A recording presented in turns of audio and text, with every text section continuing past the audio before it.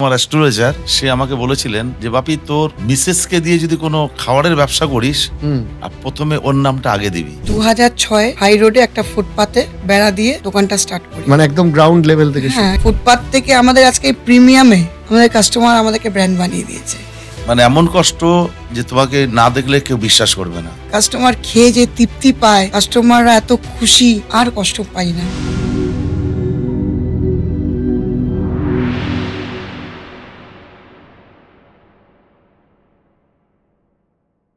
D বাপি, এই নামের রহস্যটা কি? ডি বলতে হচ্ছে ডলি, আমার খুব লাকি নাম। আচ্ছা। এবং আমার অ্যাস্ট্রোলজার সে আমাকে বলেছিলেন যে বাপি তোর মিসেসকে দিয়ে যদি কোনো খাবারের ব্যবসা করিস আর প্রথমে ওর নামটা আগে দিবি। আচ্ছা। তখন ওর নাম তো ডলি। হ্যাঁ। তো আমি কি করলাম, পুরো নামটা তো দেওয়া যায় না। তো আমি কি করেছি, আমি বলছি ডলি তোমার নামটা ডিটা আগে দিয়ে দিয়ে পরে আমার বাপি নামটা দিয়ে। হ্যাঁ, সেইটা থেকে শুরু হচ্ছে ডি বাপি। ওকে। তো ডি বাপি খুব লাকি নাম। হ্যাঁ, স্বাভাবিক, আজকে সেটা প্রমাণিত। এবং আমি এবার যা কিছু করেছি আমার বিয়ের পর থেকেই হয়েছি আমি।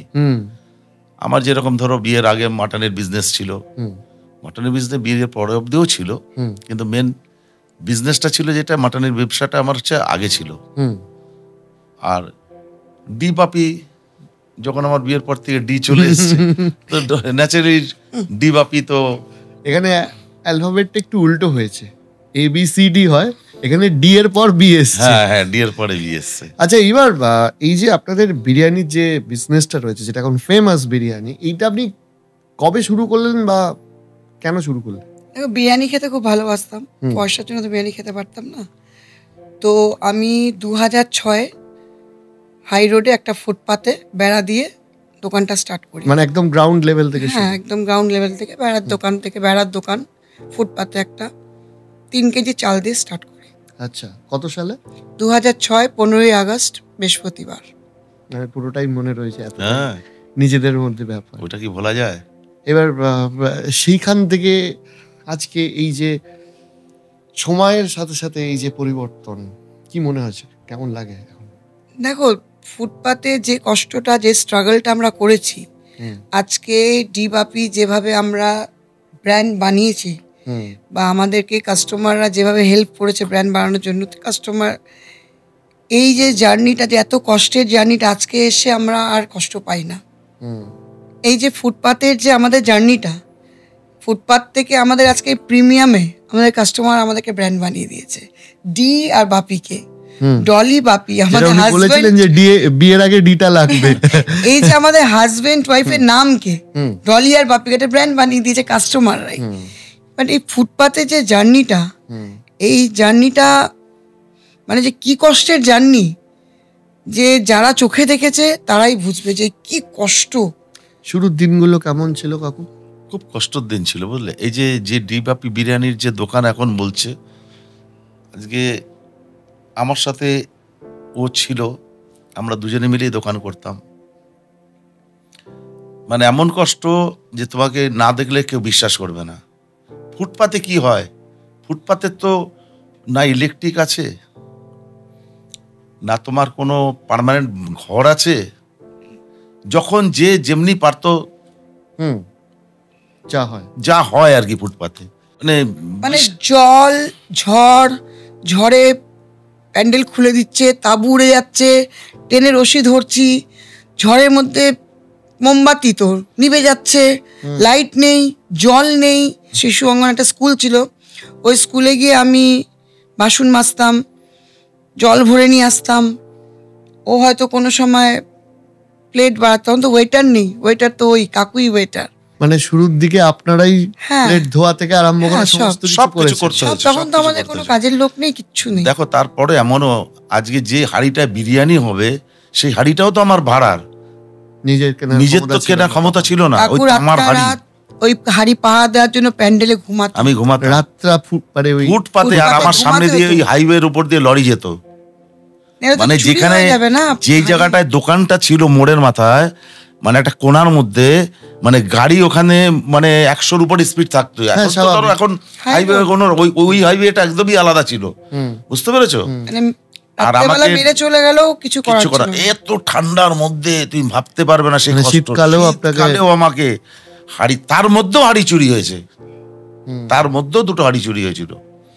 যাই হোক, সে ভদ্রলোক টিটাগড়ের জানু চাচা বলে নাম, আজকেও থেকে ওনাকে আপনি- ভুলবো না আমি, ওনার থেকে সারা ভাড়া জীবন ওনাকে আমি মনে রাখবো। বলে বেটা कोई बात नहीं है, तुम दुकान करो, हम है तुम्हारा पीछे। ওই যে জানু চাচা আমাকে বলেছিল, আজকে নেই উনি দুনিয়ায়, কিন্তু ওনার আশীর্বাদ আছে। আজকে আমার কাছে প্রচুর হাড়ি, অনেক হাড়ি আজকে আমার, কিন্তু ওনার আশীর্বাদে সে হাড়ি আজকে অনেক হাড়ি হয়েছে। অনেক হারি হয়েছে। এই পুরনো স্মৃতি বেয়ে যখন কথাগুলো মনে পড়ে, আজকের সাকসেসটা কেমন লাগে?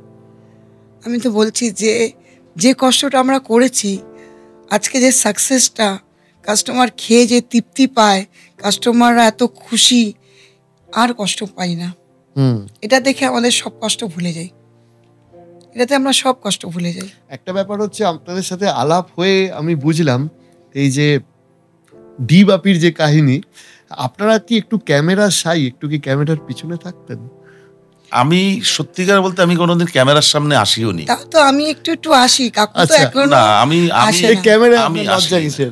লজ্জার ব্যাপার না, মানে আমি এখনো সত্যি করে বলতে, দেখো আমার এখনো মোবাইল, একটা ছোট্ট মোবাইল, আমি দেখছিলাম। হ্যাঁ আমি হোয়াটসঅ্যাপ, ওই কি বলে আজকাল এইসব কিচ্ছুই বুঝি উনি না। এখনো কিপ্যাড ফোন ইউজ করেন? হ্যাঁ আমি এগুলোই, কারণ আমাকে যদি বলো তুমি আমাকে বড় মোবাইল হাতে দিয়ে, আমি কিছু নার্ভাস হয়ে যাবো, আমি পারবোই না। কাকুর হোয়াটসঅ্যাপ তো আমি তো মানে আছি। মূলত ওই- আপনাদের দুজনের নেতৃত্বেই এই ব্র্যান্ডটা শুরু হয়। হ্যাঁ, আমরা স্বামী স্ত্রী মিলে তো আজকে হাজব্যান্ড ওয়াইফ দুজনে মিলে এই ফুটপাতে দুজনে মিলে এত কষ্ট করে আজকে এই ব্র্যান্ডটাকে তৈরি করেছি কাস্টমারদের ভালোবাসায়। ওই ক্যামেরার সামনে না, প্র্যাকটিক্যাল যে কেমন খেয়েছো, কি ভালো হয়েছে, কোনটা খারাপ হয়েছে আমাকে বলে যাও। দেখো আমি তো সবসময় ঠিক নাও হতে পারি, কাস্টমার যদি আমাকে ভুলটা না ধরা যে আজকে এই চালটা সিদ্ধ হয়নি, মাংসটা স্টিপ হয়েছে, আলুটা, তখন আমি আমার কুককে বলবো যে এই আজকে এটা কিন্তু এটা হয়নি। আমি এই জন্যই কাস্টমার থেকে রিভিউটা নিই যে কোথায় ভুল হয়েছে বলো। আমরা যখন অফ ক্যামেরায় গল্প করছিলাম, আপনি বলছিলেন যে প্রতিদিন আপনাকে আসতে হতো, প্লেট ধোয়া থেকে আরম্ভ করে হয়তো কখনো কখনো কাস্টমার থেকে টাকা পয়সা কালেকশন করা, হিসাব করা, সবগুলোই আপনাদেরকেই করতে হতো। ও আবার টাকা পয়সার হিসাব টিসাব এসব বোঝে না। ওটা আপনি করতেন? না, ওইটা আমি করতাম। ও টাকা পয়সা নিয়ে আমি আজও নয়, আজও না। জানো, এই আমার বিজনেস, আমাকে হেল্প করা, সব কিছু মেনটেন করা, মানে কোয়ালিটি মেনটেন করা, এটা ও জানে, কিন্তু টাকা পয়সার দিকে ও কিছু বোঝে না। যেরকম আমি মোবাইল কিছু বুঝি না, এ আবার এই টাকা পয়সা কিছু বুঝে না। ও ক্যাশের টাকা খুব পয়সার কম হিসাব বসি, কিছু ভালো জানেই লাগে না ও। আমার কোথায় কি অ্যাকাউন্ট আছে, কোনটা কি পয়সা করি, ও কিচ্ছু বোঝে না, আর জানতেও চায় না। আপনাদের মানে কি মনে হয় যে কোন জায়গাটা মানুষ এত ভালোবাসে?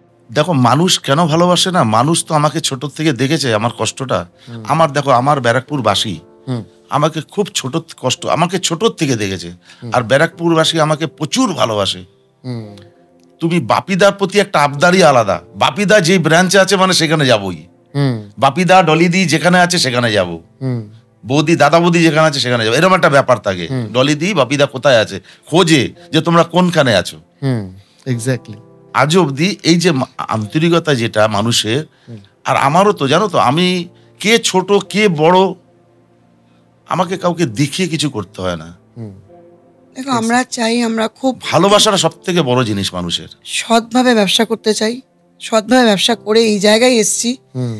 আর আমি চাই আমার কাস্টমারদের সাথে আমার খুব ভালো বন্ডিং থাকুক, যে আমি তো চিরস্থায়ী না, একদিন আমি চলে যাব। আমার সন্তানদেরকে যেন মানুষ বলে যে তোমার মা কোথায়, বা তোমার মা এরকম ব্যবহার করতো। যেমন অনেক কাস্টমার আছে আমার ছোট ছেলেরা, তারা 2006 কথা বলছি, তারা ছোট ছিল, স্কুলে পড়তো, কলেজ গেছে, তারা এখন বউ নিয়ে আসে। জানো আমি ছোটবেলার থেকে কাকিমার দোকানে খেতাম। এই ব্যাপারটা আমি যখন, মানে ওরা যখন ছোট ছিল তখন ওরা বাবার হাত ধরে এসছে, এবার আমরা যখন থাকবো না তখন তাদের ছেলেমেয়েরা বলবে যে আমরা কাকিমার কাছে, তোমার মায়ের কাছে খেয়েছি। তো এটাও একটা অনেক বড় পাওনা। আমি চাই সৎভাবে, আমরা যেমন হাজব্যান্ড ওয়াইফ সৎভাবে ব্যবসা করেছি, সৎভাবে ব্যবসাটা করতে চাই। ছেলেদেরকে ওপেনিং দিই, তোমরা সৎভাবে ব্যবসা করো।